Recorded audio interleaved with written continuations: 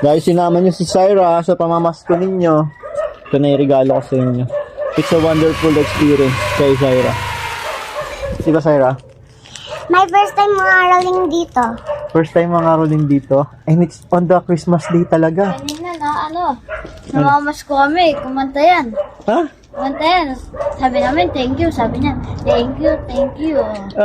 Kumanta ka? You sing? That's not singing. What? That's just telling. Oh, okay. Bilog said, oh, dahil dyan, oh, ito na yung bola. Tapos meron pa isa, dalawang bola binigay ko sa inyo, ha? Ha?